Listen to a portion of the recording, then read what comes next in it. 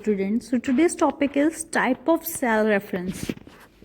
So the cell address in the formula is known as the cell reference. With the help of the reference, you can find the value or data in a worksheet that you want to use in the formula. There are three types of cell reference. First one is relative reference.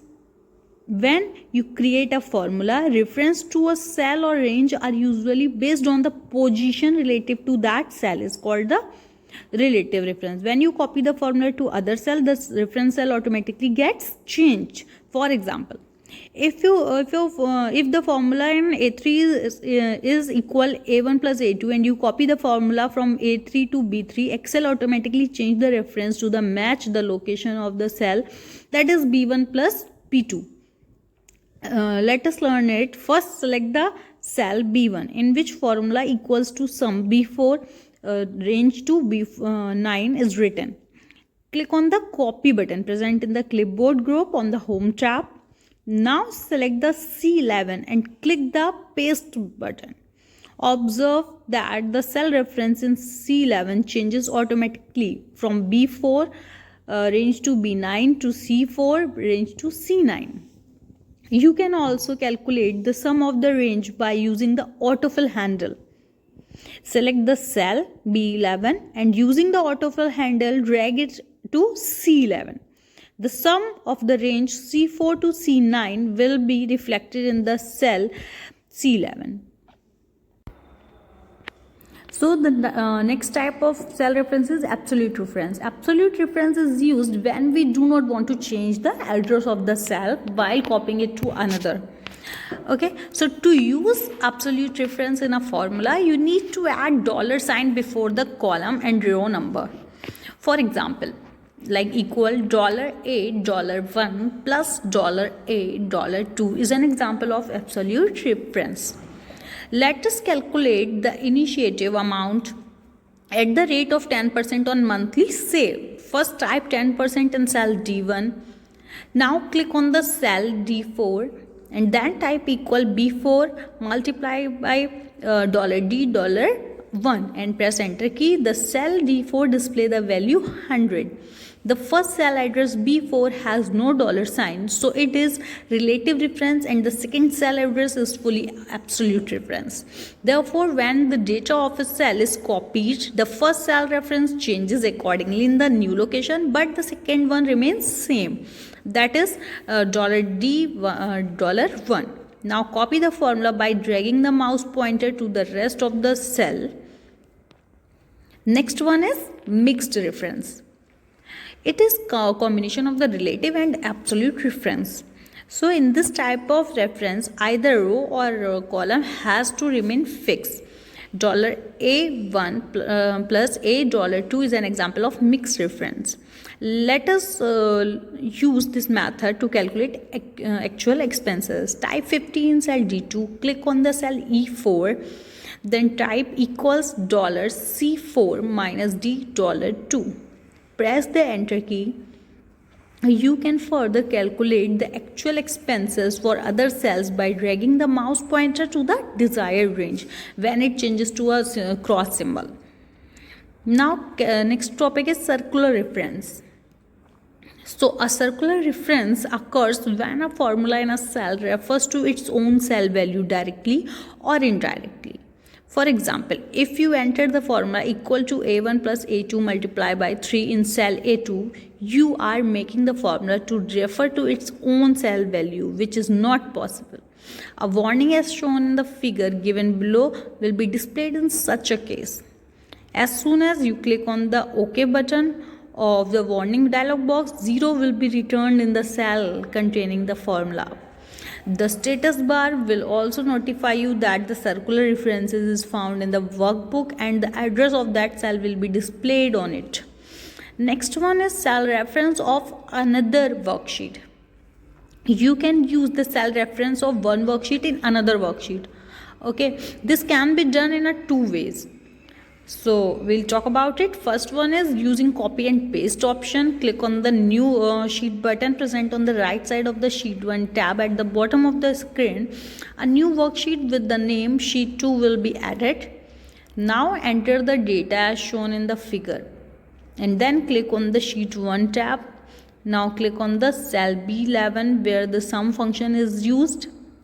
Copy the formula using Ctrl+C, then click the sheet 2 tab and then click on the cell B11. Now paste the formula using the Ctrl+V.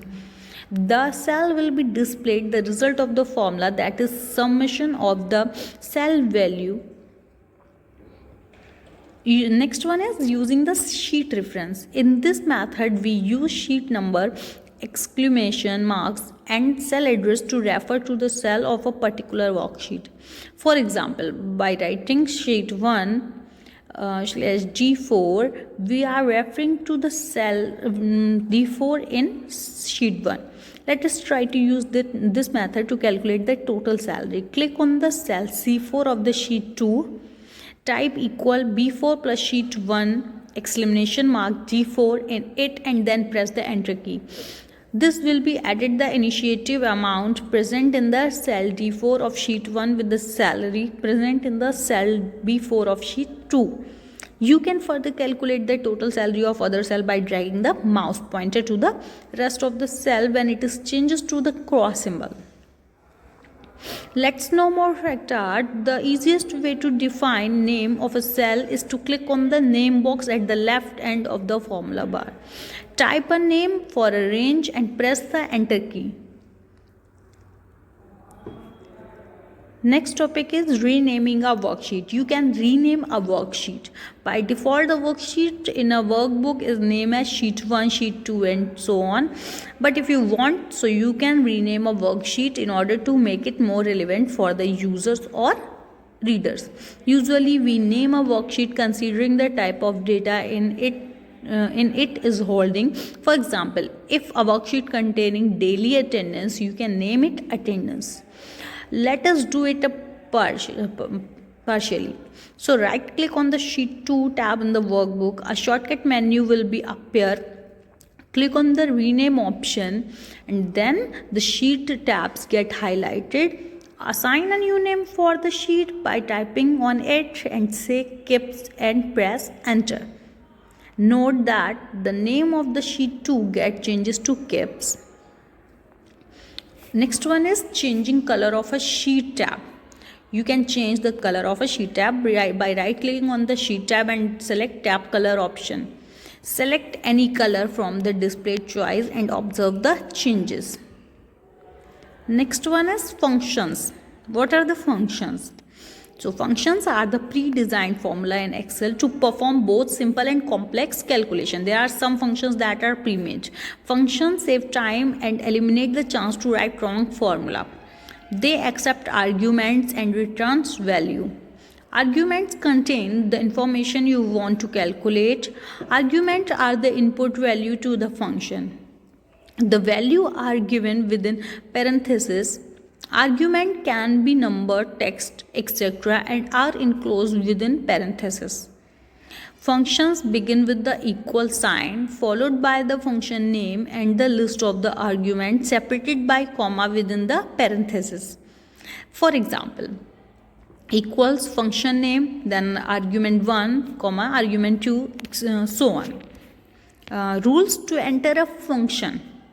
So all Excel function must begin with the equal sign. Second one is function name must be a valid Excel name. For example, sum, average. Function name must be followed by opening and closing parentheses. Argument are enclosed in parentheses. For example, equals to sum, bracket start A1 range A5 bracket close. Then let's Microsoft Excel follows the BEDMAS rule to evaluate the mathematical calculation. Excel uses the method automatically when a formula contains more than one operator. Next one is common function. First one is AutoSum. The AutoSum option, beside being the common and the fastest way to find out the total of the given number, we can also be used to carry out different functions like average, count, max, minimum, etc. You can find this option at two places: in the editing group on the home tab, in the function library group on the formula tab. So let us use this feature to calculate the total of the marks obtained by Anuj. First, click on the cell E6 where you want to place the total marks. Click on the auto sum option present in the editing group on the home tab.